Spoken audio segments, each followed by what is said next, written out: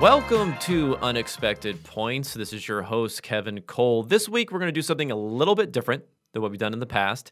Now, I am going to have a guest this week. I'm going to have the great Sheil Kapadia from The Athletic, expert in everything that's going on with the Eagles. He used to cover them before. He's now a national writer there. So I'm going to get into all the Eagles stuff, all the Carson Wentz stuff, what's going to happen with Roseman, with Peterson, how the ownership views things there. So I'm going to get into all that. I'm also going to talk a little bit about the Seahawks because he used to cover the Seahawks before when he was with ESPN there too. So there'll be a two-part with Shio Kapadia there. But what I want to talk about is some stuff just in a solo format here for 10, 15 minutes, hopefully 10, 15 minutes at the beginning of the pod. There's a couple things that are on my radar, things that we can focus in on and see. You know, maybe it's against the perception of the league, but it's not necessarily something that fits into the expertise of the guest for this week.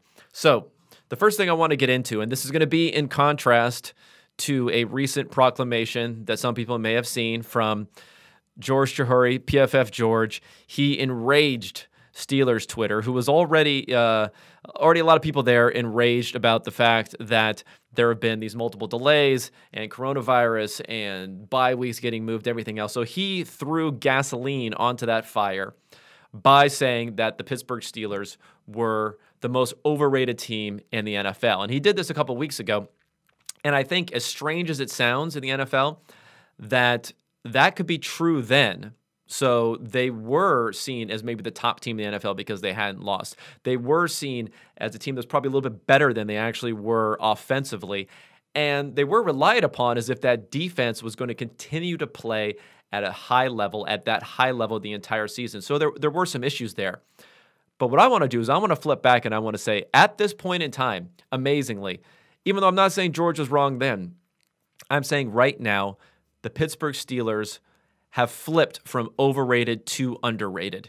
And let me tell you why. I mean, first, let's just go by the numbers. Even by our own power rankings that we use our grading for, our ELO-based power rankings, the Steelers right now are third in the NFL. Now, that doesn't sound like people are thinking that they're worse than that, but the real number that I'm going to focus on here as a rating for how we're currently viewing this team is the fact that they're playing the Buffalo Bills this week. They are a 2.5-point underdog to the Bills. Now, it's in Buffalo, don't get me wrong, but home field advantage doesn't matter as much as what people think. This year, teams are about 500, whether they're the home team or road team. It was about the same last year. There isn't that much of an effect. So this line is telling you that people think that the Buffalo Bills are better than the Pittsburgh Steelers, and I'm going to tell you why that is underrating the Pittsburgh Steelers right now. Like I said, they're third according to our power rankings. The Bills are seventh, which is 2.7-point difference on a neutral field. So that's way different. We'd be looking at worst. It would be a pick in this game based upon that. Our friends at Massey Peabody, Rufus Peabody, friend of the podcast who's been on here, they have the Steelers as second best team in the NFL to the Kansas City Chiefs. They have the Bills as 10th, a 4-point difference on a neutral field. And I think what's driving this, obviously, are the poor results that we've seen for the Steelers recently. So let me discuss why those results are a bit misleading. First, let's start on the offensive side of the ball.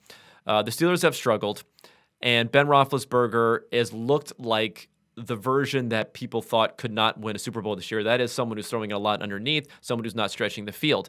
But if we take a step back, we look back a bit, yes, he has the 15th best passing grade in the NFL right now. So not great, right? Not great there.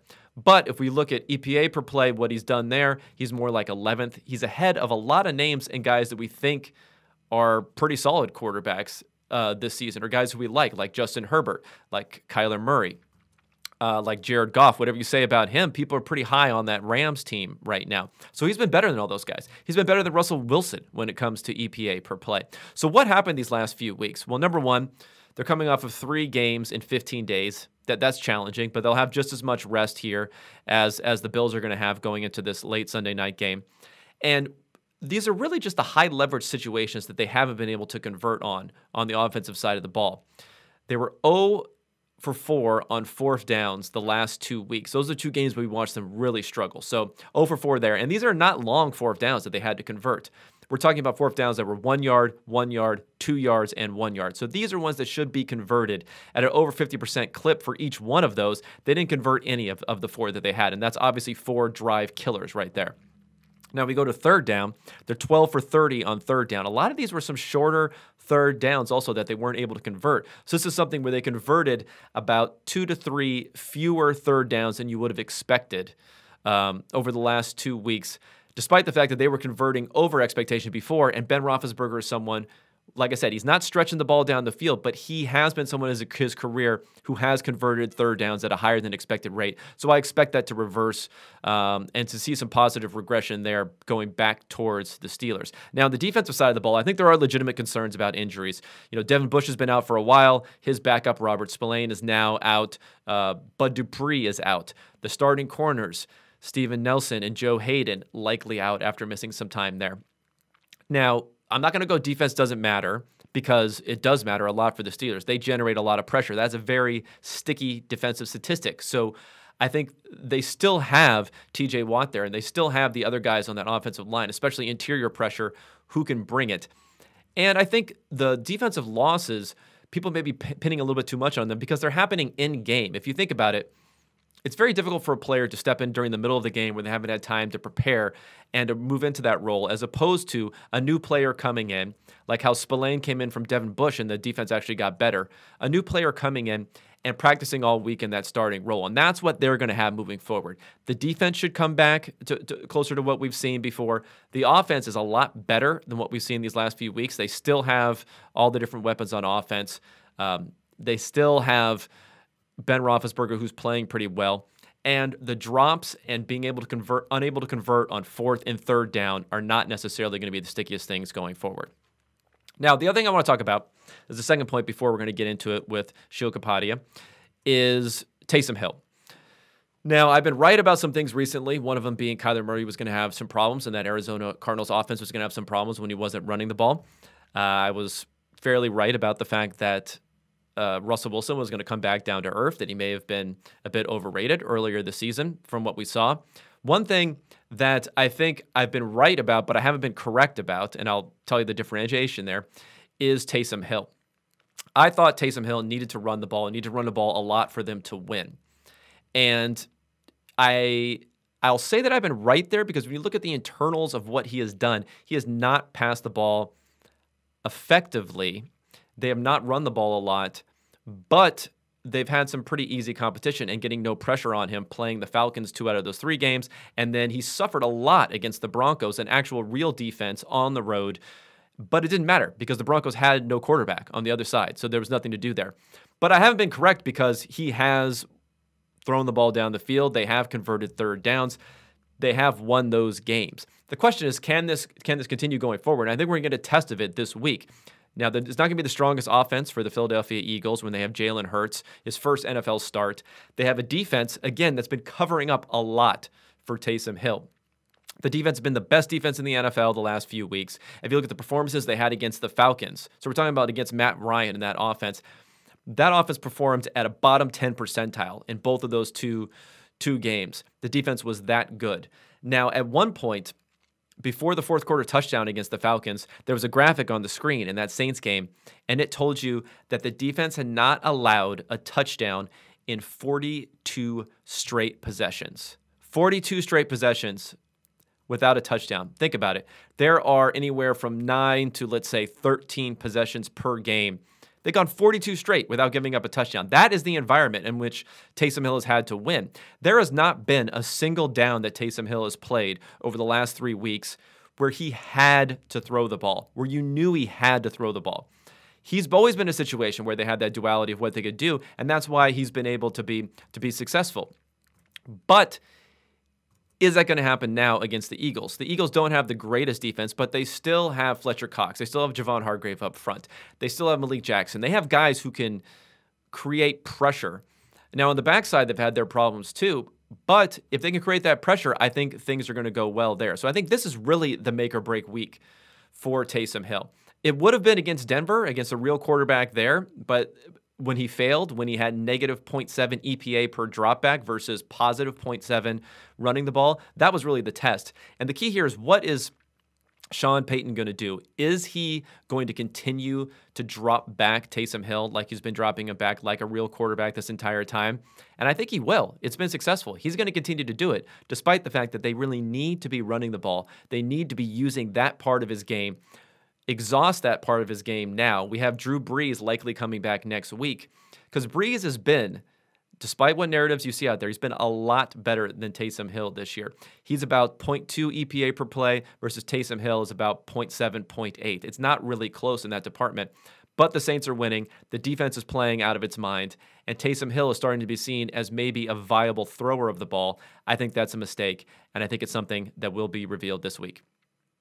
All right, thanks everyone for tuning into this new experiment here when I talk solo for a while.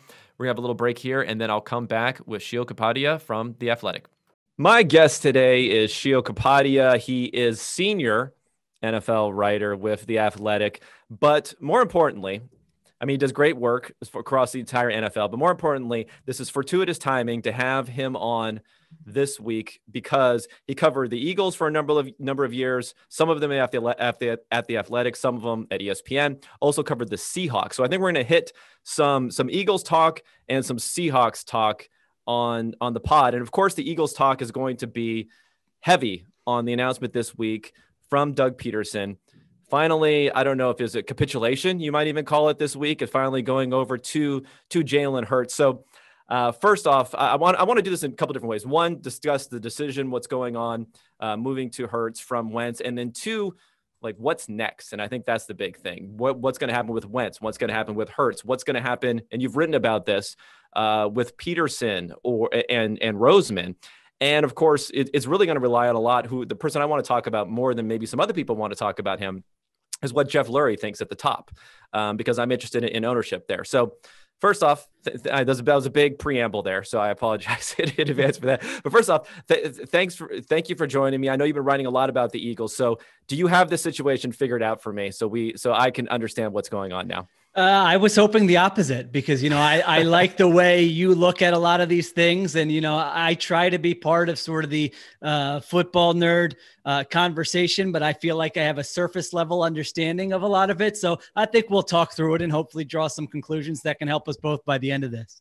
Yeah. Well, let's face it. No matter what level you have, we're all just trying to find the right numbers to back up our takes in the first place. Right. Whatever our takes happen to be, that doesn't change. We maybe throw out some fancier stuff out there and put some graphs and some visualizations to try to distract people. But that's at the end here. So I mean, let's rewind all the way back to the Hurts pick, because I remember you had a great piece at the time that came out.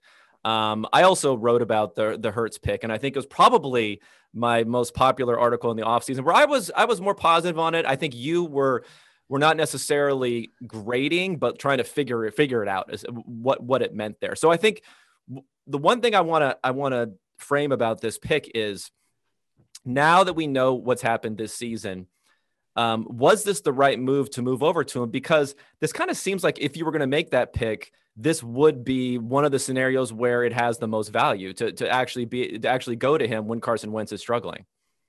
Right. Yeah, no, I remember you wrote a great piece, and I feel like a lot of the way we viewed it was similar, but maybe our conclusions were a little bit different. And so, right. I thought at the time that the pick was about a few different things. And I know the big one was optionality, right? Which you've written about at length, and I totally agree with at the quarterback position. Whereas, unless you've got Patrick Mahomes, it probably makes sense to take a bunch of swings and, worst case scenario, you have multiple guys who can play. And we know we've seen it in the NFL that they can be viewed as assets, and you can, move one guy or whatever, and it still ends up working out well. And so I think that was part of it. Now, honestly, I don't know how much the Eagles saw that coming. I think that was part of their process a little bit, but maybe not as much as you and I thought at the time, just kind of doing some reporting since then and talking to people. I mean, I think a lot of it came down to, well, Carson Wentz has been injured a lot, and we need a backup who's not going to cost a lot of money, and maybe Jalen Hurts can be that. And then they had these visions of, hey, look at what the Saints are doing with Taysom Hill. Look at some of these quarterback run game schemes we're seeing in the NFL. Maybe Jalen Hurts can do some of that. And then I think finally they kind of looked at it like, I think it's been, reported elsewhere. Jeremy Chin was basically the guy, the safety who's playing so well for the Panthers was the other guy they were looking at there. And so I think they thought either we can take Jalen Hurts and a different safety, which ended up being a guy named Kayvon Wallace in a later round, or we can take Jeremy Chin and maybe get another quarterback later. And they thought, well, we know how important quarterbacks are. Why do we want to mess around with that? Let's just take the quarterback we have graded higher. So that's sort of what you and I think were thinking at the time about why they wrote it. And then some background on, I think, what they were thinking at the time when they made the pick. Now, I think the they in this question is important because from what's been revealed during the season, we don't know a lot. Not that much is revealed from Roseman's thinking, at least for what you can see. It's tougher to tell by what we're seeing as far as the actions that happened during the actual season. Now, Doug Peterson's actions, to me, because I was someone who thought that they might turn it over to Hurts quicker than they had. We had the talk a couple of weeks ago that Hurts was going to be used more extensively, and then he came in for like 3 snaps or something like that. Like it was nothing, basically. So it's looked a little bit like Doug's being pushed in a direction to use him more that he may not have wanted. So when you're saying that's what I wonder. I wonder, is the they maybe Doug Peterson didn't quite think of it as much that way, but is there still a possibility Howie Roseman, who was comparing Jalen Hurts to one of his biggest regrets, which was passing on Russell Wilson in the past, talking about stuff like that doesn't sound strictly like contingency plan to me. Using a second round pick doesn't sound like contingency plan necessarily to me, although we have seen it with the Patriots and Jimmy Garoppolo, but it's fairly rare. So anyway, I threw a lot of stuff at you there, but who is there a different they in this circumstance of who's looking at it in a different way? I think the pick, every roster move they make has to go on Howie Roseman's ledger or whatever you want to call it. I mean, he's got final say on all of that. Doug Peterson has very little say on any of that. I mean, they might have him work out a quarterback or offer input, but really, I mean, he has very little, if any, say on personnel. So you are right that it was Howie Roseman's thinking. Now, I think the part about the optionality is really the most interesting aspect of it, right? It's that if you don't have a top 5 quarterback, take another swing, and there are multiple outcomes.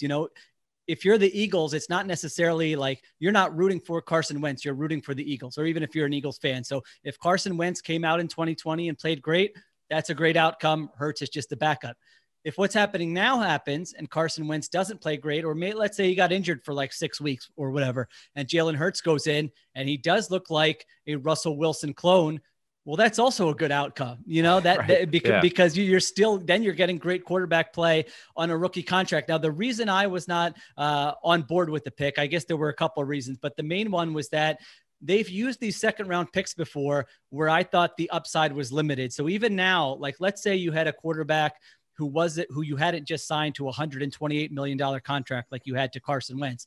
Well, then I would say the Hurts pick makes a lot more sense because you're not committed to anyone in 2021 or 2022, and take those swings. And if he works out, that's great. The reason I didn't like the pick was because you just signed Wentz to this contract. And, I'm sure we'll get into it, whether you can trade him and not, but even if they do trade him now, it's at a very, very, very steep cost in terms of the dollars you've invested in him. And so that's why I thought, you look at other teams around the league, like take the Bills, for example, right? They're playing really well right now. If you look at every move they've made offensively, it's been in the last 2 years, and it's been to help Josh Allen, right? That's where they've put their draft capital, the Stephon Diggs move, John Brown, Cole Beasley, whatever you want to talk about. And so to me, it was like, if you're investing $128 million in this guy as your franchise quarterback, that it makes more sense to say, let's do everything we can to help him, build around him, rather than add this sort of insurance policy or this other swing at quarterback.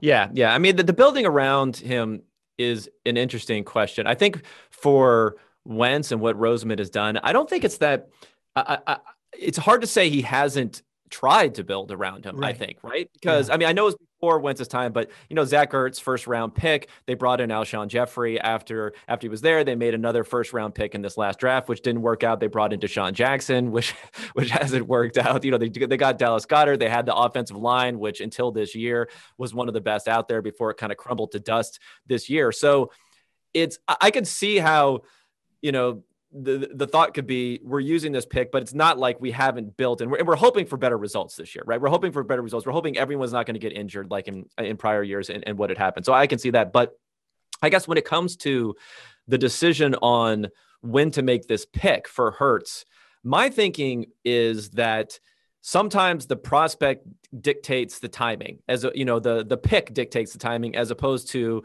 the situation dictates the timing. If you're going to wait for, the contract situation of your starter, who again is not a Patrick Mahomes, right? So if you're going to wait for the contract of your starter, having lost enough games to possibly be in position, happening to be the right year that you can actually get someone, all those things to fall into line, it's very difficult to do unless you have just a wipeout season where you're drafting at the very beginning of the draft. So I could see Roseman saying, obviously the timing isn't perfect, right? The timing isn't perfect, but getting this level of quarterback who he probably believes is a first-round talent. I mean, all these guys believe they're drafting first-round talents, right? So he believes as a first-round talent. He says, if I don't do it now, I don't know if I can do it next year. I don't know if I can do it any year unless we bottom out, and I'm probably gone anyway. Like I'm fired. I'm hitting the streets anyway. So in some ways, this was a way to this might have been in his mind the only opportunity he'll have, minus a complete collapse, to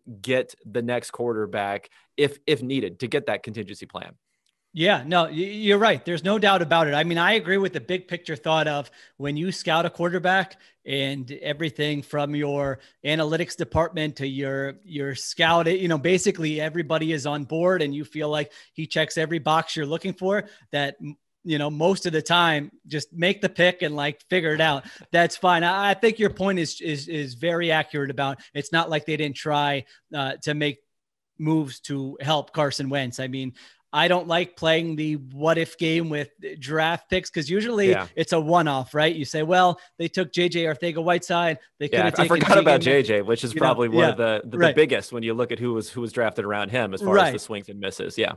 And there's always going to be those misses. We know that. I think we both agree. You draft for volume, you process over results, all those different types of things. But it is pretty, when you kind of stack them all up, whether it's JJ Arcega-Whiteside, where they took him, whether it's Deshaun Jackson rather than a guy like, let's say John Brown, who was available in the same cycle. When you look at, going out on a limb and taking Jalen Reagor instead of Justin Jefferson. I mean, even the Dallas Goedert pick, you can look at, that was a second-round pick where you had a starting tight end who was under contract. I mean, in some ways there are parallels to the Hurts thing where you said, we like the players, we're going to take him. But, the best case scenario is that player is going to be on the field for 50% of the snaps. And so you add all those things up, and then they gave out extensions to offensive linemen who were approaching 30 earlier than they needed to. And so you add it all up and you have a roster that's old, a roster that's expensive, and as we see this year, a roster that's bad. And so in a lot of scenarios, that Hurts pick would be a totally fine pick.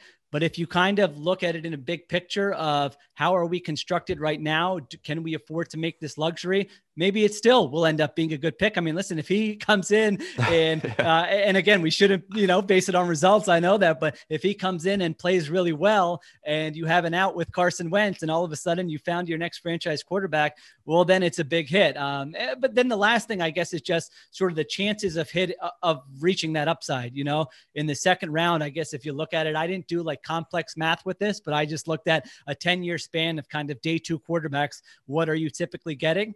You have about a 25 to 30% chance that this guy is going to end up being either a starter or a competent backup. I guess there's just a starter. I mean, competent backup, it gets tough because Chad Henne, Mike Glad, I don't know how to quantify those guys, but you know what I'm saying? It's still the chances of hitting that upside are not great. However, if you do hit that upside, then it's a home run that you connected on.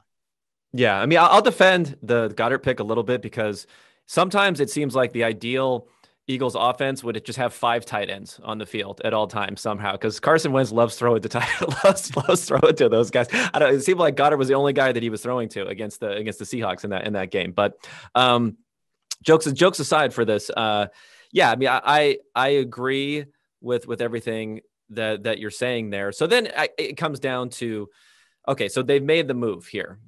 They made the move. And we're going to see whether Hurts really is that guy that could have been a first round type of guy or not. Do you think he can do enough in these games? Because we're talking about 4 games, right? That he can do enough that the Eagles could consider him being the 1A option next season. And this presumes, like I said, I want all these pieces to have together. This kind of presumes that Roseman is still there, right? Because he's the guy who drafted him. So I think it'd be hard if you brought in someone new. I think they're going to have dreams of either rebuilding Wentz maybe or doing something else. But presuming Roseman is still there, could that be the 1A option next season if he plays well enough? The 1A option to like a different... Yeah, I guess there's not really much. Well, maybe drafting another quarterback in the third round and then trading Wentz or something like that. Okay. Maybe even there's a possibility that Wentz could stay, right? Sure, and absolutely. It would be a highly paid backup, but if you look at the combined amount of money that they'd be spending on the two of them, I think the cap hit would still be under 40 million, which surprisingly some teams are over that amount. Right. But there are a lot of cap issues with the Eagles too. So I mean that's part of it too, is trying to figure all that stuff out. But I guess just generally, could he be the guy next year? I think it would be a mistake to draw conclusions on a 4-game sample at the end of this season. I mean, I just do. It is a huge, I mean, think of the sort of degree of these decisions they're going to have to make in the off season, right? It could potentially be, do we draft a quarterback with a top 5 pick? And this goes back to kind of what we were just talking about. Now I'll go on the other end and say, if there's a guy you love and you have a, top 5, top 10 pick, whatever it is, this offseason, I'm saying do that 100%. Don't let whatever it is, whether it's, hey, Hurts played well the last 4 games, or, hey, it's we feel like we can fix Wentz. Like, you cannot pass on a quarterback, in my opinion, that high in the draft. When you're drafting that high, if you feel like your scouting, your analytics, everything has told you that player has a chance to be really good. So I think Hurts can give you information in these last 4 games. Maybe it is, hey, he looks competent enough that if we have a quarterback competition next year, he can be a part of it. Maybe he plays really well and you say, wow, he actually does really have a chance to be a starter. We're not going to assume that he is the starter in 2021, but all the things we wanted to see, we saw, and that's great. It could be that the offense looks exactly the same and you say, well, Carson Wentz played poorly, but it wasn't all on Carson Wentz, and our surrounding talent or our scheme was terrible. And man, the offense looks exactly the same with a different quarterback. And so to me, that's what it's about. The last 4 games is gather the information, see how Hurts plays, use it to inform some of your offseason decisions, but do not, I think it would just be a huge mistake to draw any conclusions based on how he plays. I mean, to a degree, they kind of did this last offseason. If you remember this time last year, everyone was like, the Eagles stink. They're not going to make the playoffs. Wentz is terrible. And then it was Wentz and kind of a bunch of backups. And it was probably overstated how well they played, but they did win 4 in a row. They go to the playoffs. And I could tell you the Eagles made offseason decisions based on that, to the degree of, hey, let's get some young guys to work with Wentz. Let's give Wentz more of a leadership role, all these different types of things. And I don't think that was wise to base kind of a lot of those decisions on a 4-game sample either. Yeah, I mean they're one of the teams that's kind of like an all-in type of team, right?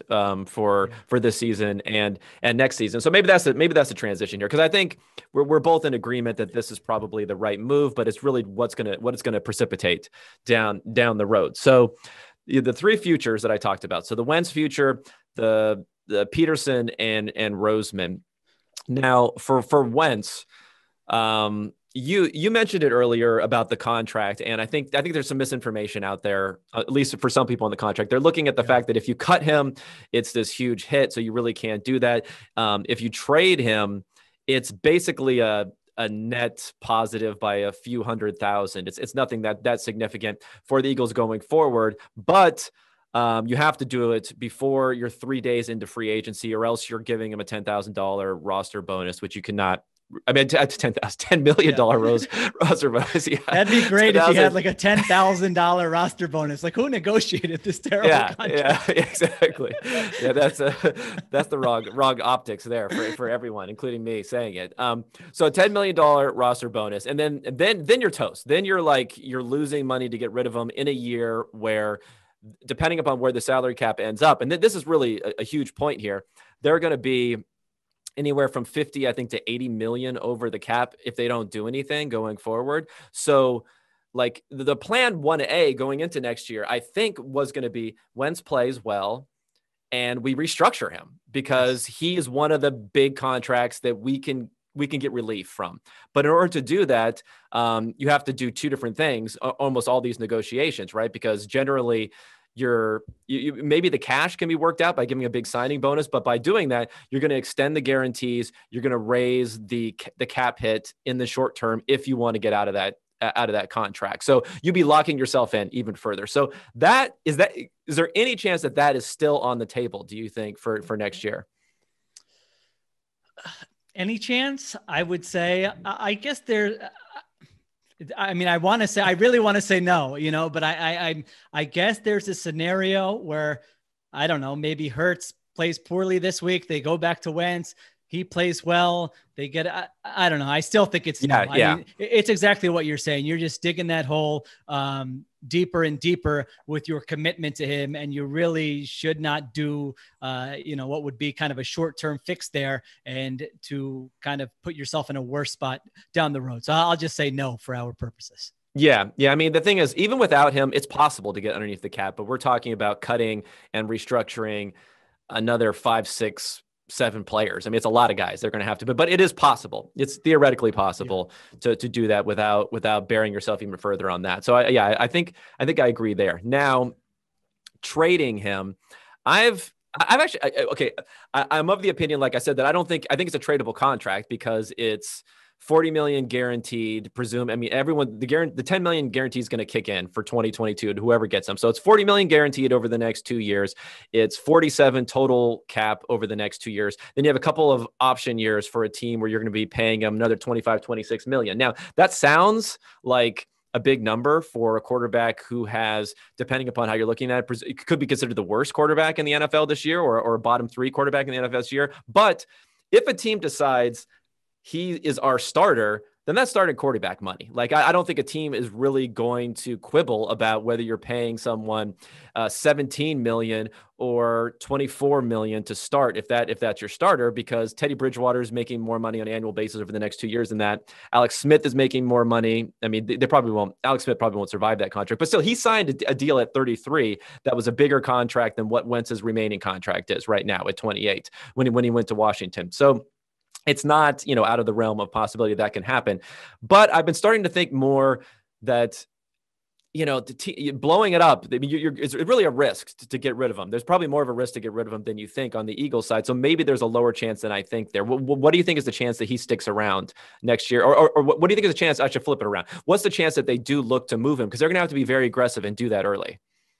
Yeah, no, I was glad about, I was seeing you write about it and tweet about it. And I think you're right. There is a lot of misinformation there about sort of the contract and what it would be. It's like you said, I mean, if you are a team that is in need of a quarterback this offseason, the market is going to be really interesting, I think, right? Because free agency, let's assume Dak goes back to the Cowboys. Then you're talking about Cam Newton, Phillip Rivers, Jameis Winston, Jacoby Brissett. It's not a great group there. And then you look at, Jimmy Garoppolo could be part of that too if the 49ers decide to move on. And then, but the trade market could be interesting with a guy like Matthew Stafford out there. And so if you are a team, like look at what the Colts did last year. They gave Phillip Rivers $25 million at 38 years old to be their starter for 1 year. Well, that's comparable to what you would owe Carson Wentz. And so right now you look at it and you have the recency bias and you say, oh my gosh, he's been one of the league's worst quarterbacks. I mean, have these teams watched? Like, can you just see it now? Like a team trades for him and everyone's like, oh, have they watched him this year? This guy sucks kind of thing. And it's like, it's what I love the projections you do where you look at, here are the most likely outcomes. And I think that's important because 2017, Carson Wentz played really well. You look at some of the metrics, that wasn't like a sustainable really way to play when you look at his touchdown percentage, his third down percentage, but he played really well. I think he was first in QBR that year. In 18 and 19, he was not a terrible quarterback. Like, I think QBR had him 11th and 12th, whatever metric, it might be a little bit better, a little bit worse. I would say he was mediocre to slightly above average in 2018 and 2019. Now I looked at that as I thought that was probably around what his floor was going to be. That was years 3 and 4. And I thought, He might not ever put up those numbers from 2017. He might not ever be a top 5 guy, but I thought his floor is going to be around maybe the 10th to 15th best quarterback. And so if you are a team that looks at it in kind of the big picture that way, and you say he's 28 years old, maybe you say we don't think much of what Doug Peterson was doing. Maybe you don't think much of his supporting cast, whatever the case may be. You can pretty much talk yourself into, all right, it's a 2-year commitment at what we're going to have to pay anybody else, really, any other starter, if we sign them or trade for a quarterback. And then it really comes down to what do you have to give up to get him? So to answer your question, I know I just went on like a 5-minute rant. Apologies. I know you did ask a question there. I think I forgot what it was too. So the likelihood of him being traded. I mean, I wish I could put a percentage on it. I don't think it's the most likely scenario. So I think I would definitely say under 50%. I would say higher than like 15%. So I guess that kind of would give you a range. I think it's possible. I don't think it's the most likely outcome. Yeah, I think that's fair. I mean, before I was thinking it was higher than that, but then now I'm starting to come down. I guess what I am more certain of than I was a few days ago was the fact that somebody's going to want, like somebody would trade for him. And this is because you get these messages out there about the Eagles are going to have to send 2 first-round picks with Carson Wentz. It's like, whoa, let's chill out here. People are talking about trading for Sam Darnold, okay? Like, who has literally done nothing, who's nothing but been the worst quarterback every year of his career, pretty much. So, yeah, I think that angle is a little bit overplayed. But you're right about the sentiment. Actually, the best thing that I found for sentiment gauge is when the PFF main account tweets out like one of my articles and then I'm tagged in there, and then just to see the replies to that. So yeah, when I wrote this article about Carson Wentz and I said he could have something to offer the right team, every single reply was, I mean, people are getting their jokes in. People are like, what, interceptions, sacks, losses, this, that, that's what everyone was saying. So yeah, the bar is low on it, but I think that NFL front offices are different than fans in a way, because they all had this long, I mean, maybe not different than draft Twitter, but different than most fans, because they were invested in scouting this guy, and it hasn't been that long. And he was the MVP. I mean, I think MVP, he would have been MVP, he would be close if he would have played out the rest of the season at that same sort of level. Very, very close. I mean, at that point in time, like, it's hard to remember, but I remember the NFL 100, which is not the greatest measure, right? But he was number 3 in the NFL 100 after that 2017 season. I don't know who was 1 and 2. Presumably it was like Brady and somebody else. But, every executive in the entire NFL would have traded 4 first-round picks, 5 first. I think it was unlimited. Even after remember this whole Foles versus Wentz discussion that I don't know why was even being talked about at the end. I guess it was the end of 2018 then, right? Yes. I think it would have taken 3 first-round picks to get Wentz then, right? Probably, or something like that before his contract extension. So to say that someone could get him for absolutely nothing after this one bad season, where in reality he's kind of his upside is maybe gone from being elite to being above average or something like that, like pretty good but not elite, seems a little bit strange to me that's happening. I guess the question would be, can Roseman or Peterson survive without him? Do you think they can survive? I think Roseman can. Peterson, I don't know if Mike Sando for The Athletic just wrote a piece today basically about this whole situation, and he does a great job of talking to league execs. And, sometimes you read it and you're like, wow, these are, kind of the people running teams, but it's awesome because it says what you just said, like how maybe even media, really smart analysts, fans might view a situation can be very different than how the people making these decisions view them. I mean, I remember Sam Bradford, like 5 years after the fact, when teams are trading for him, they're still referencing his pro day. Right. And I'm going, and he never showed the upside. He never showed the real upside. I'm going, why do you, this is meaningless. You have 5 years of NFL evidence in games. Go off that. But it's true. There will be teams that say, we scouted this guy. Hey, remember that interview we had with him at the combine? And hey, remember how we threw it in this one game and what our report said and all these different types of things. And like, never underestimate sort of the egos of the coaches and GMs involved here. Really. I mean, you don't think there's like a offensive coach version of Greg Williams, who's like, I'm going to take Carson Wentz and this guy, he'll be better than Mahomes with 2 months with me, that type of thing. So I'm doing a terrible job with this interview. I already forget what your, what was your question again? Well, it was whether or not they can survive this week. Okay. Because I think you're right. Okay. Let's just say generally if I was going to rank order the rank of survival, I would put maybe, I don't know, Wentz and Roseman are tough. Like those are kind of like in the same area for me. And then Peterson, I think, is like a distant third as far as his probability to survive. Do you think I'm wrong in saying that? I think that's the right read. Yeah, no, I think the most likely scenario, which I wrote, is that they hold on to Wentz. They convince themselves that a different coach can really help him, unlock him, get him to, find answers, and that they move on from Doug Peterson.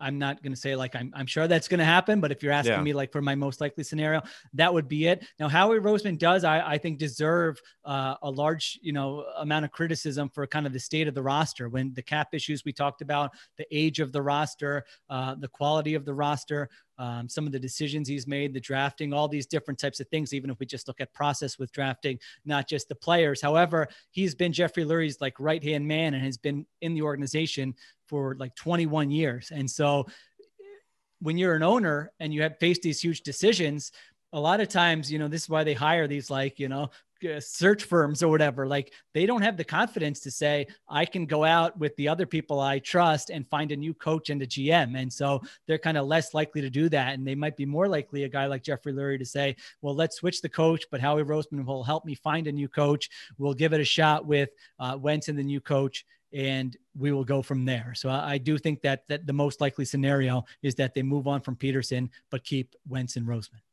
Now, okay, so the lead up to hiring Peterson is pretty, well known at this point, that he wasn't the first choice and that they moved down to him. So I think, okay, I want your input on this too, but I think the dynamic in the NFL, maybe I'm wrong to think that it's changed. Maybe I'm just not thinking back far enough to when there were these extremely, emperor coaches like a Bill Parcells or someone like that in the past. But it seems to me recently the model, which I don't know if it recently started with Kyle Shanahan, but I think Kyle Shanahan is a good point to point out, was where basically they're hiring Shanahan, and then Lynch is brought in because Kyle Shanahan allows it, essentially, like he deems Lynch okay to bring in at the same time. And whatever you want to say about the power dynamic there, I don't believe for a second that Kyle Shanahan doesn't have the real power dynamic there. And if you look at what happened this offseason for coaches, in order to get someone like,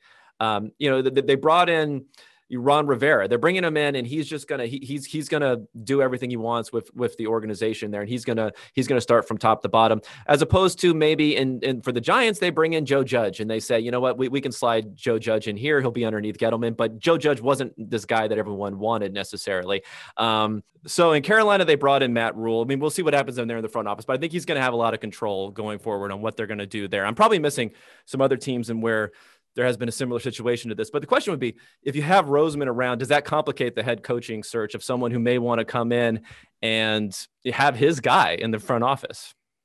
I think it has to, yeah, because it's not only have his guy, but, I don't think the coach is not going to have a lot of say in the personnel. I mean, if the GM's been there for that long and the GM has the owner's ear and the GM has outlasted Andy Reid, Joe Banner, Chip Kelly, Doug Peterson. I mean, it's a pretty long list, and, to his credit, they won a Super Bowl. They've won a lot of games for sure, even if I think the sort of recent track record is not good, but like, that's the situation, you're going to. Now, there's always the, saying that there's only 32 jobs, right? And so, right, guys work a lot of years just for the opportunity. And it is still, I think, good ownership and that kind of thing. But really, you would be walking into a situation where there's not a lot of room to upgrade the roster in the short term.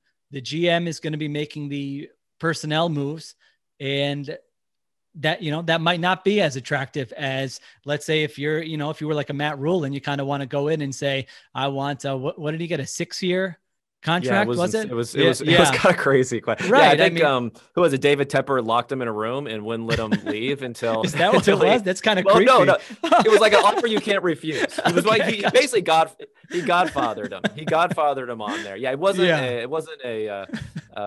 abduction. It wasn't an abduction. Okay. It wasn't nefarious, but he didn't let him leave basically without accepting the offer. And it helps to be a billionaire to do that, right? And not have to worry about the salary cap. So he was able to get that done. But you're right, that was an enormous contract. Right. For So first-time head aside, coach. Yeah. the Eagles can match the financial aspect, I guess, of any other team. But in terms of all the other stuff that might matter to a coach looking to make a big move, they probably might not be able to match those things compared to, even like a weird team like the Jaguars, right? You might think, all right, why would you want to coach the Jaguars instead of the Eagles if you're, I don't know, looking at market or history or whatever. But like the Jaguars could be a very attractive opening given their draft capital, given that you're not locked into this roster. The expectation isn't that you're supposed to win the Super Bowl within 2 years or whatever. And so there will be other openings like that coaches could find more attractive for sure. Yeah. So then I guess let's go back to Jeff Lurie for a second. Do you have any indication? It's not like, I mean, it's not like you guys were country club buddies or something like that. So you've really had a chance to talk to him that much, but you know him better than most people. And obviously owners aren't really out in front that much. But I remember one of the articles I liked then, some quotes that you got from him was at the owners meeting a couple of years ago. And I liked how he talked about things. And he seemed like he'd at least bought in, or at least was parroting what he had heard about some of this, process oriented things. Do you think his temperament in that regard makes it more likely that he can not react in a way like we've seen in Cleveland or somewhere else where you're just constantly churning people when things start to get rough?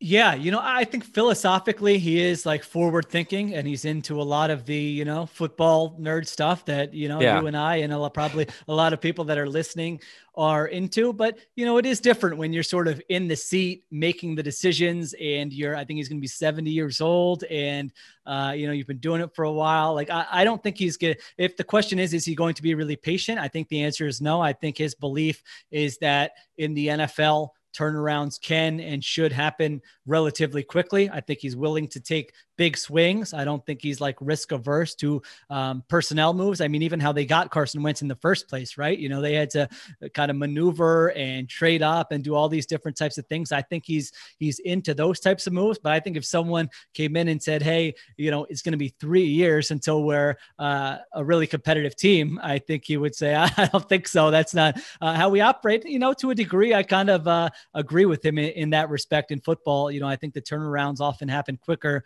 than you might think. So I think the one big thing with him is that he's always, believed that sustained success starts with offensive efficiency and specifically passing efficiency.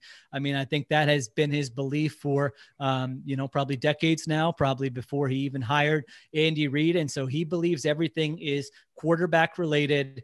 You do what you need to do to get the quarterback. You support the quarterback, you get the coach. Like he wants the coach who like film Twitter is drooling over every week. Like, look at what they did with this tight end in motion on this run play wrinkle. Oh my God. Like that's the coach he wants. And so, Andy Reid, he got that coach. I mean, they didn't win a Super Bowl, but that's what Andy Reid is. Chip Kelly, he thought he was getting that coach. They had a couple good years. It didn't turn out to be that. Doug Peterson, I feel like you said, it wasn't his first choice, but he felt like he was at least getting part of what could be a quarterback whisperer, maybe in like, if you team him up with some other coaches, this could be a really good offensive staff type deal. And so I think if they do make a move, whatever move they make, it will be based around how do we get this offense on track? Because if you look at the offense, like just by whatever EPA or DVOA, like I think it's like the franchise's third worst offense since he's been the owner of the team. And so that to me is why I feel like it's highly unlikely that he's just going to run it back and say this was a weird year, COVID, injuries, whatever, because I think it's not just what their record is, it's how they're losing. If they were losing games 36-34, Wentz was playing well, the offense was playing well, he would have a much easier time running it back, but that's not the case. The offense is an embarrassment. Yeah. Now, okay. Is there a coach or a GM or a new GM or anyone who can promise them a quick turnaround in light of the fact that you have a 28, 29-year-old quarterback in the middle of his second contract? 2021 is looking pretty rough. Like we mentioned, the salary cap stuff. So it's going to be the same. It's going to be, the same team plus some draft picks, plus some tinkering on the low side of free agency, minus some guys who are going to let go. Like Alshon Jeffrey's gone. Not that they've done much. Deshaun Jackson's gone. There's going to be some other guys who are going to be gone on the other side of the ball. So you're going to need at least unexpected growth from a lot of different players who are currently on the roster in order to be competitive next year, presuming that the NFC East will not be won by a 7-win team again next year. So is there anyone who can promise them a quick turnaround, or is this a 2022 at best sort of situation? I mean, I guess it wouldn't be crazy for them to be like, it wouldn't be crazy for them to win the NFC East in 2021, right? Let's say let's say you hire a coach and he's able to get Wentz playing to just the 2018 and 2019 levels. Like then I think you're probably competing for the division. But this is where the Wentz trade thing becomes so interesting, because if you look at the window, I mean, so if you keep him for 2021, the way the contract is structured, you're guaranteeing $15 million for 2022. And so it's not just like a pay as you go, hey, let's see how 2021 goes. You're committing money the following year. Now, if you trade him, you are not committing that money. And then it's like, all right, we're going to have a rough 2021, whether it's Jalen Hurts, whether it's a rookie, but 2022, we're not paying Carson Wentz anymore. He's kind of off the books and we can really start making some moves. So I don't know that anyone can guarantee it. I mean, it's going to be an interesting timeline, right? Because they're going to have to, I guess, decide on the coach and the GM first in January. You know, I'm sure they've already had these discussions, and then you have a coaching search. And then all of a sudden you really have to look to your scouting. I mean, if in early February, your personnel department is saying, hey, I don't know, Zach Wilson, let's say, we love, like, you got to see this. You got to come meet with this guy. He's incredible. Watch this film. This is the guy. Well, then you're moving in a different direction. So I guess for like the future, to alleviate risk in 2022 and beyond, the move is probably to trade Carson Wentz this offseason. Now, but that depends on kind of how you feel about him and how confident you are that whoever's coaching him can fix him.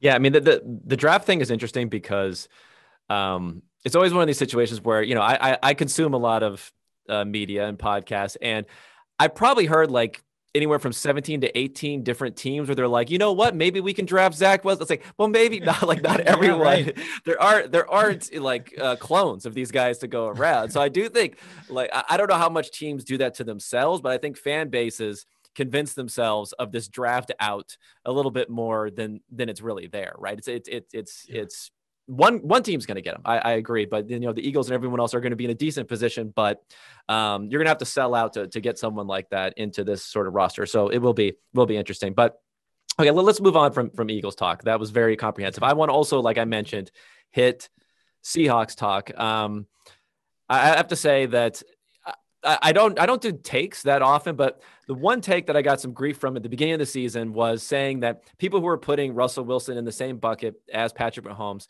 he was kind of overrated, is what I was saying at that point in time.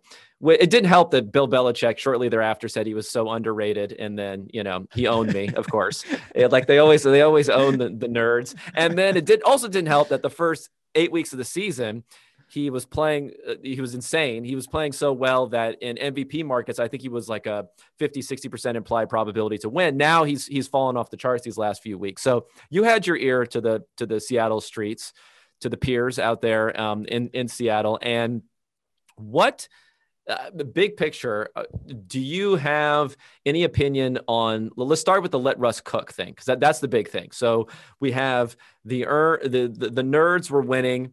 Now the football guys are back saying, no, we actually won. Do you have any opinion on whether the cookiveness should be high or low for Russell?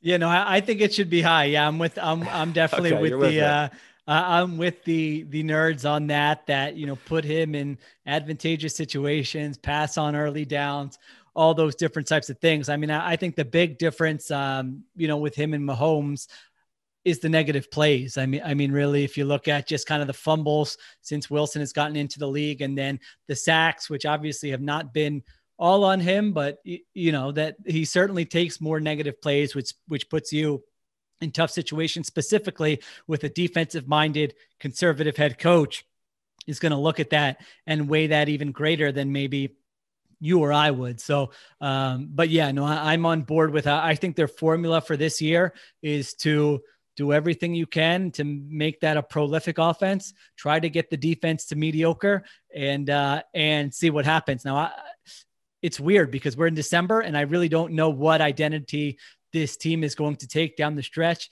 and in the playoffs. Like I can totally see a playoff loss where Seahawks Twitter is going insane at some of their in-game decisions and their approach. But at the same time, I didn't think that through the first 10 weeks or whatever, they were going to be the most pass heavy team in the NFL. So it's a really tough one to sort of measure or project over the last month of the season. Now, one of the things that I have problems with is I'm not a film guy, right? So I consume though a lot of what the film takes. So the film take, I would say, I mean, I don't want to, I'll mess this up undoubtedly, but I think the film take here is that teams, maybe starting with, I don't know if it's starting with the Rams or starting with one of these teams where they're essentially saying on early downs, we're going to continue to play two high safeties. We're going to say, we're not going to let you run DK down the field and just throw one of those perfect moon balls. Cause no one throws the ball better than Russell Wilson. So we're not going to like give you a throw. We're not going to say, you're not going to be able to line up and say, okay, the safety's here. This guy is my throw. We're going to make you diagnose things from the pocket. And we're not going to give you anything easy like that. And that has been successful. And part of that would be the feeling that if they're not as threatened by runs on early downs, they're going to allow Seattle to run a little bit more on early downs because they're going to keep that safety back. And we've seen in the results that, in fact, the Seahawks have been very successful running the ball in the last few weeks as they've been doing that, and not so much in passing the ball. I mean, Russ is down to in the teens somewhere in EPA per play this season, which is shocking when you consider that he was being, one of the top quarterbacks in the league. So, but there's another side of me, the number side of me, that says we're just building this narrative around what's happening. This guy's been in the league for 8-9 years at this point. Like, you don't just figure him out midway through, right? 8.5 years in the league. So what do you think? Did you think there's another adjustment that the Seahawks have to make here and that there is an argument on that side? Or do you think maybe this is just some noise that we're seeing over the last few games? Well, I think that it makes me want to pull up a bunch of numbers right now and look it all up, but I would have to make you take like a 25 minute break. But I think those are all interesting points that now I probably will try to look up after this podcast. I mean, yeah, that's kind of the age old thing in football, right? Is that if they're playing two deep safeties, you should be able to run the football efficiently. And there's nothing wrong with running the football efficiently. I think, where Seahawks fans probably got most frustrated was that they were always, they were running at such a high rate on first and second down when they had a great quarterback, and they were probably facing a lot of single high looks. So I think if you're Pete Carroll and you have this, decades of sort of football experience, I would think that he would look at that and say that the answer, if they're playing too high, is to run the ball when they play too high, run the ball well, and then we will eventually get advantageous rushing situations. Now, it's the other aspect of like football strategy that always interests me is that, sort of the take what the defense gives you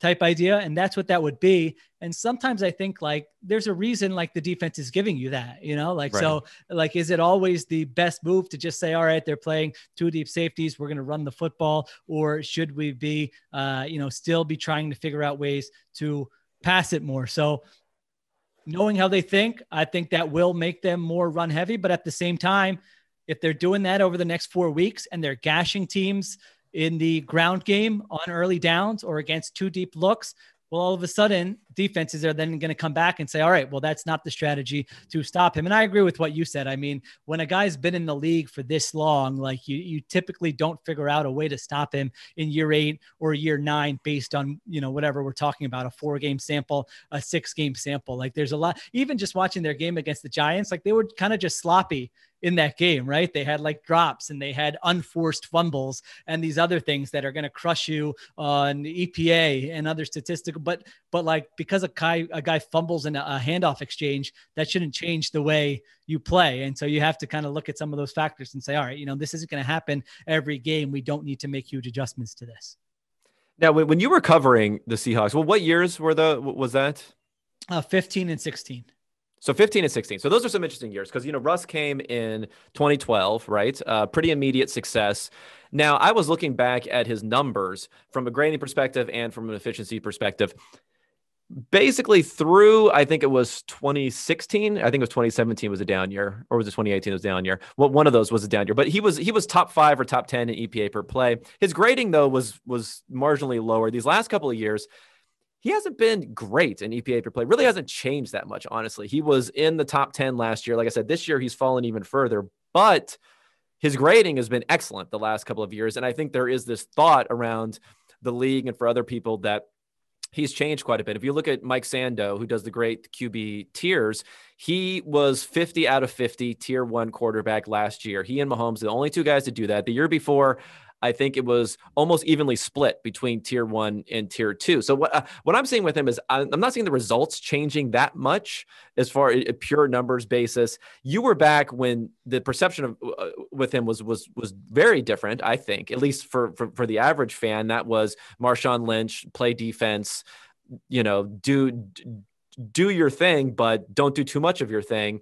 Do you think he's changed that much, or or what was the perception? Was that the perception? Am I right about that? Or is that a little bit too much of what, I was listening to too much talk radio or something like that? Yeah, no, I think in 2015, I was sort of begging the drum of, this guy is underrated and really, really good, but but like the perception that he's winning with defense and the run game is crazy. I mean, if you look at all their offensive DVOA numbers, I always went from like, it was accuracy, like durability and decision-making, which probably looking back, I should have factored in the fumbles more, but if he never threw a lot of interceptions, yes. And his accuracy was always fantastic. And that he's never missed a game in his career. So I was like, all right, if you start out with like that foundation, a guy's going to be pretty good and you can really build on it. But it was funny. The second half of that 2015 season, I can't remember if their defense wasn't as good. They had some injuries, like Marshawn Lynch wasn't on the field. I think it was Thomas Rawls was their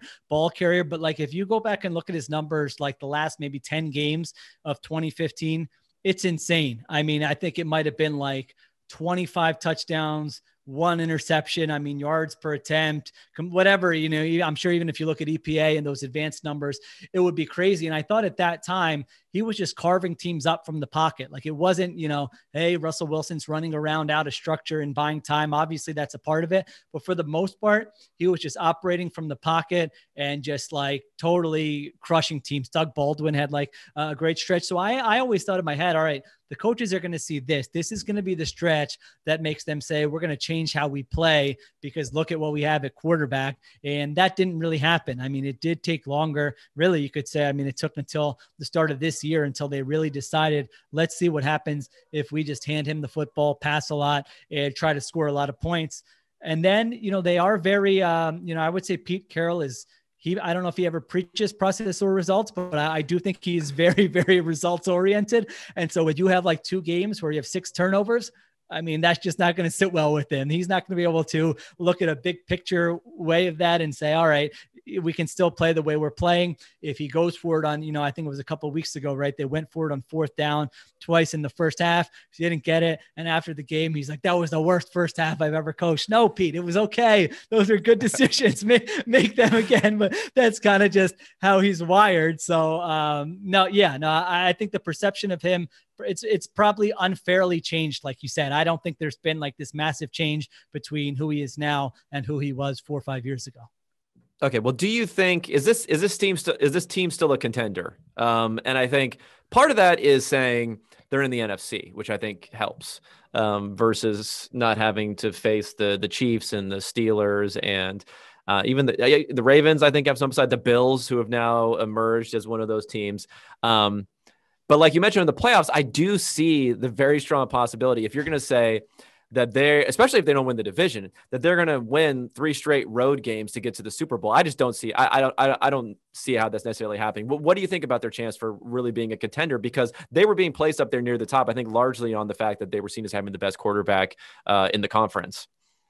Yeah, I wouldn't have them as the favorites, but I don't think it would be crazy for them to go on a run because I think the quarterback can get hot. I think, offensive efficiency overall, I believe they're still like a top 5 team. And so to me, like when I'm just looking at who can contend, if you're top 5 offensive efficiency, I basically am like, all right, they've got that ceiling, right. if they, regardless of everything else, also the defense, I know that there's a lot of takes about Jamal Adams out there and their defense, but I do think their defense is going to be a lot better, like from this point forward, or even a couple of weeks ago forward, than it was earlier in the season. Like, I think they can be a mediocre defense. And so we've seen it over and over again, that top 5 offense, mediocre defense, that could win in the playoffs, especially in the NFC where there's no dominant team. So they are losing some ground. Now that NFC West is pretty interesting because, like, I don't know, between the Seahawks and the Rams, do you necessarily want to win the NFC West, right? Because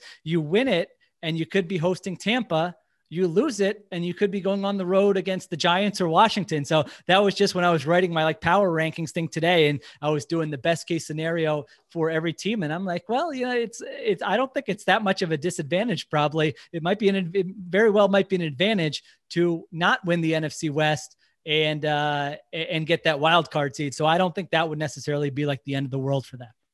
Yeah, no, I agree. Yeah, I've seen it's better not to win the division, where, I mean, it could be better, right? I guess that's the problem. Like, it could be better, or it could be a lot worse to not have that home game and have to face somewhere else. I mean, the only certainty is you win the division, you get the home game. You get the home game. Right. The rest of the stuff will all fall into play. But I mean, I do think that division, I think the Cardinals are kind of showing they're a year away. They weren't ready this year, and without Kyler running all over the place, their offense really isn't that good. The Rams, I think, are another interesting one going forward. But the Seahawks get the Jets, right? So it's a get right game. I think people thought the Giants were a get right game, but that was a little bit of a mistaken identity sort of situation, because there's probably some stigma from the fact that the Giants were so bad defensively last year. So it's not quite there. So I do think there's a chance for the Seahawks going forward. And, I want to get to that point where Russ is really underrated again. I'm not sure it's quite there yet. I'm going to wait another week or two, and I'd be happy to be back in Russ's underrated land, fighting against the football guys, finding the good fight on that side with you and many others. Well, I think we've gone about an hour here. I want to thank you so much, Sheil, for the time. And I will say that you and the rest of the crew out there at the Athletic are doing excellent work. I mean, especially when it comes to the Eagles, who I love to see. And I know that you write about them decent amount. I mean, just this last week, what you've put out, what Mike Sando has been putting out, talking to different executives who you may have mentioned, Bull Wolf and what's going on there. I think it's just excellent work out there. So I appreciate it. Everyone should be subscribing to the Athletic, and everyone should be following you on Twitter at Shio Kapadia. Anything else you want to plug before I let you go here? No, yeah, we've just got the Birds with Friends podcast with me, Bo Wolf, and Zach Berman, which if you're an Eagles fan, you can listen to it. But then, everything else is just on the Athletic. If you don't subscribe, there's always trials and sales and deals. And so you could check it out for a week and see what you like there. But it was always fun. It's always fun talking to you. And thanks for having me, Kevin. Yeah. Well, thanks for joining us. And thanks to everyone listening. You want to get rid of me and get back to more great PFF YouTube content? All you have to do is push that button right there and subscribe. Thanks for watching.